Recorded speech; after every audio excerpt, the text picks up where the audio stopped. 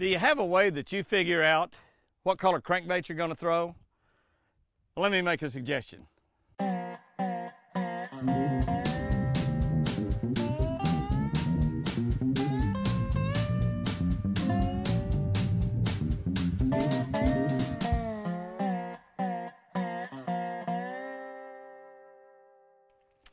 Good morning, guys and girls. May 29. May 29. We have just about used up another month.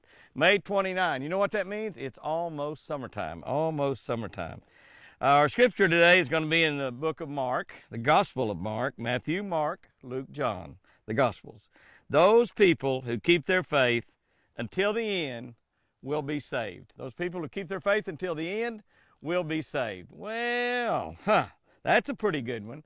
How do you lose your faith out there in the world? How do you do something that you lose your faith? Well, sometimes circumstances happen that absolutely cause you to lose, cause you to lose it. We call it losing our cool or falling apart or whatever. Let's see what I wrote about all that. Once I made an appearance for Ranger Boats in Virginia. This is a lot of years ago. I was actually supposed to make one in Virginia this year, and we got canceled because of the virus. I was to arrive in Roanoke, Virginia, take the shuttle to the hotel, and be ready to work early the next morning.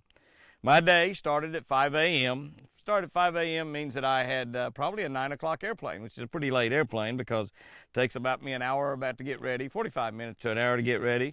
3 hours I allow to get to the airport. So my day had started at 5 a.m. I was looking forward to a really good night's sleep. My last plane was late. So I arrived in Roanoke at 12:30. The hotel shuttle, not going to mention the name of that hotel. The hotel shuttle had closed for the night. No taxi in sight. I called a taxi, waited 30 minutes, no problem. I'm in my room by 1:45 a.m. I get to my room, a smoking room. Now, I've never smoked a cigarette in my life. And honest to gosh, I couldn't breathe. I got in that room, I couldn't breathe. I took my clothes off, flopped down in bed, and I thought, it's no big deal. I couldn't breathe. I absolutely couldn't breathe. I don't see how people smoke those things.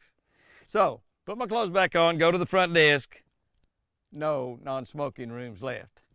In fact, the lady was real nice. She said, Jimmy, that's why we had to put you in a smoking room. We didn't have any non-smoking rooms left. I said, I thought my office usually reserves a non-smoking room. She said, well, they did. Did you hear what I said? We have no non-smoking rooms left.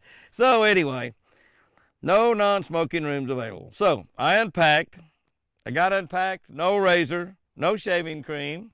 I was in bed by 2:30. I'd started at 5 o'clock that morning, so that's your typical 21-hour day. Listen to this, though. I slept with the outside door to the outside wide open, the air conditioner on full blast high for the next 2 or 3 hours I got to sleep. I left my door to my hotel room wide open. Not only did I not lock it, I didn't shut it. Wide open to let some fresh air in, and I had my air conditioner on high. In most of those fancy hotels, you can't open the windows, or I'd done that too. Here's the killer deal, though. Through it all, I continually asked God to keep me Christ-like. To keep me Christ-like.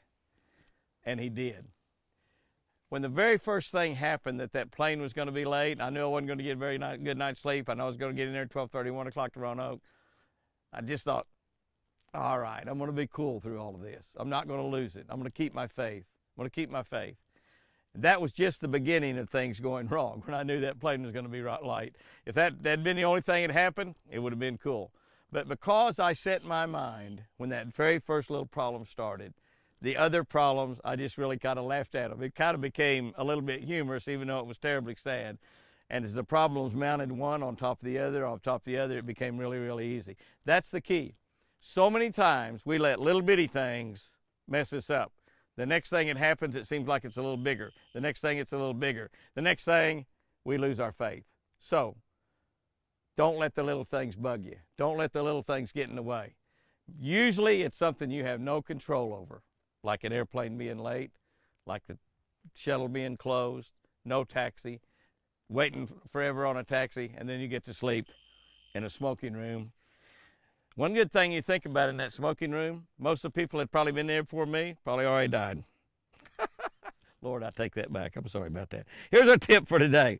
Match your crankbait color to the color of the dominant bait fish at that particular time of the year. The dominant bait fish, whatever that might happen to be. If you think about that, early in the year, usually crawfish colors. Late in the year, again, in the early fall, crawfish colors. Throughout the early spring, bait fish colors that are spawning, like bluegill and bass and crappie. Actually, those colors right there work very good, you know, during the spawn, right after the spawn. Once you get into the summertime, shad color crankbaits. So match your crankbait to the dominant bait fish wherever you're fishing. If you're fishing farm ponds, the dominant bait fish is probably going to be either crawfish, night crawlers, or bluegill. You fish in the lakes, they can be, you know, all of the above. We have blue herring up in the upper northeast. Up in the north, you have yellow perch, which are black and yellow. All kinds of bait fish. That's why we have so many different colors in crankbaits. Match your bait fish to the dominant bait. Match your crankbait color to the dominant bait fish. You do that, I promise you, you're going to catch more fish. Guys and girls, go have you a great one out there. We're getting ready to turn another month here in a couple of days. I love you.